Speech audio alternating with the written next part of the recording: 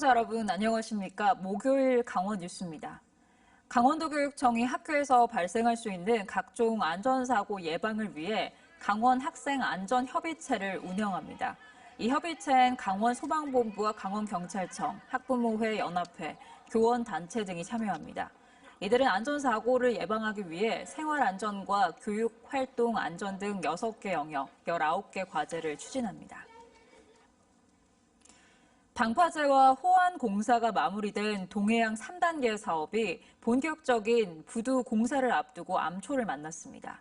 석탄 부두 건설 사업자가 사업 포기 가능성을 내비친 건데요. 대응책 마련을 놓고 지역사회가 술렁이고 있습니다. 강규혁 기자의 보도입니다. 동해안 앞바다에 1.8km 길이의 방파제가 새로 들어섰습니다. 동해안 3단계 공사로 2030년까지 7개 부두가 만들어질 예정입니다. 특히 10만 톤급으로 가장 규모가 큰 석탄 부두는 GS글로벌이 민간 사업자로 선정돼 투자가 확정됐습니다. 유연탄 수입으로 오랜 기간 분진 피해를 봐온 동해안 주변 마을은 환경 개선을 기대하고 있습니다. 석탄 부두가 가까이 있어가지고 동네 주민들이 분진으로 인해가지고 피해를 많이 보고 있습니다. 하루빨리 그 부두가 조성이 돼가지고 이전을 했으면 좋겠습니다. 하지만 GS글로벌이 주축이 된 GS 컨소시엄이 최근 사업 포기 가능성을 동해지방해양수산청에 전해왔습니다. 정부의 탈석탄 정책 등으로 자금 조달 등의 문제가 생겼다는 겁니다. 예정대로라면 오는 10월 전까지 착공해야 하지만 사업자의 의지가 없을 때 이를 강제할 방법도 없습니다. GS 컨소시엄의 석탄부두 건설 사업 포기가 확정될 경우 새로운 사업자 선정이 필요해 동해안 3단계 사업의 전반적인 차질이 불가피해집니다. 지역사회는 GS그룹의 재고를 요구하고 있습니다. GS 동해전력이 주원료인 유연탄 확보에 동해안을 활용하고 있는 만큼 책임 있는 자세가 필요하다는 주장입니다.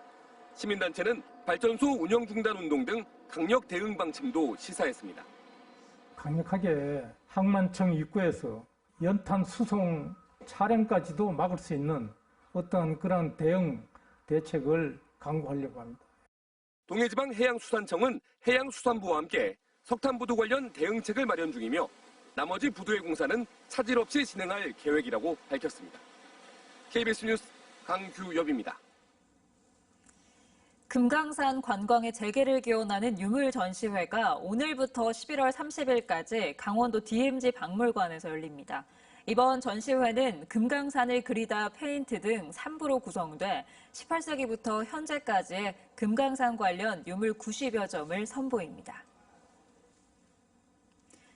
허가를 받지 않고 휘발유나 신어 등 위험물을 보관한 공장과 창고 등이 적발됐습니다. 강원도 소방본부는 이달 16일부터 사흘 동안 동해와 태백 등 5개 시군의 위험물 창고 등을 점검해 관련 법령을 위반한 업체 6곳을 적발했습니다. 강릉시가 산불 전문 진화 인력의 근무 여건 개선과 진화 장비 보관 등을 위해 산불 대응센터를 신축합니다. 산불 대응센터는 올 연말까지 4억 원을 들여 강릉시청 구내식당 옆에 지상 2층 연면적 200제곱미터 규모로 건립되며 산불 전문 진화대원 20명 등이 근무하게 됩니다. 삼척시가 코로나19에 따른 집합금지 명령으로 영업이 금지되거나 제한된 유흥주점 등을 대상으로 올해 건축물분 재산세 감면을 추진합니다. 감면 대상은 이달 1일 기준 유흥주점 등 건축물 소유자로 기존에 적용되던 중과세율 4%를 일반세율 0.25%로 적용하게 됩니다.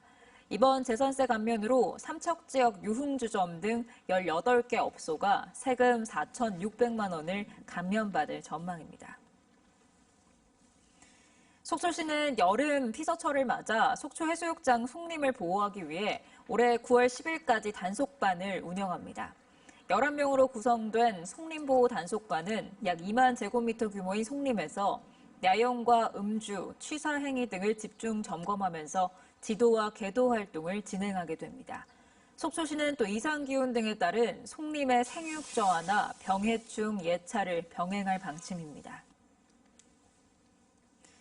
동해시가 여름 피서철을 앞두고 다음 달 7일까지 지역 숙박업소 109곳을 일제히 점검합니다.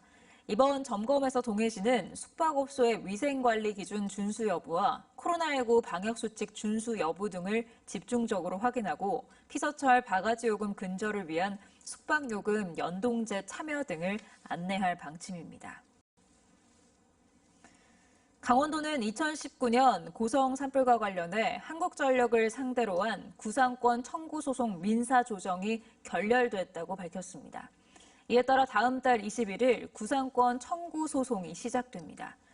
고성 산불 피해 주민들은 행정안전부와 강원도가 산불 피해 보상에 대한 책임을 회피하고 있다며 다음 달쯤 강원도청 앞에서 집회를 갖겠다고 밝혔습니다.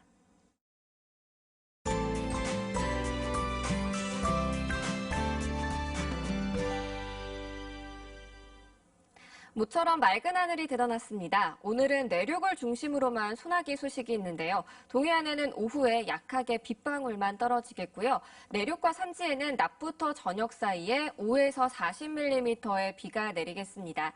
내륙과 산지는 대기 불안정으로 인해서 모레까지 소나기가 자주 내릴 것으로 보입니다. 또 동풍의 영향을 받으면서 산지를 중심으로는 낮은 구름대가 깔려 있는데요. 이 짙은 안개는 오전까지 이어지겠습니다. 교통안전에 유의하시기 바랍니다. 며칠간은 낮 동안 더위 걱정 없이 선선했는데요. 오늘은 동해안 지역도 기온이 오르면서 25도 안팎을 가리키겠습니다. 어제 강릉의 낮 최고 기온이 20.3도였는데 오늘은 5도가량 높은 25도까지 오르겠습니다. 오늘 하늘에는 구름만 지나겠습니다. 낮 기온은 강릉 25도, 고성과 속초, 양양 24도, 동해는 23도가 예상됩니다. 바다의 물결은 대부분의 해상에서 최고 1에서 1.5m까지 일며 잔잔하겠습니다. 당분간 영동 지역에는 별다른 비 소식 없이 구름만 끼는 날씨가 이어지겠습니다. 날씨였습니다. 목요일 강원 뉴스 마칩니다. 시청해주신 여러분 고맙습니다.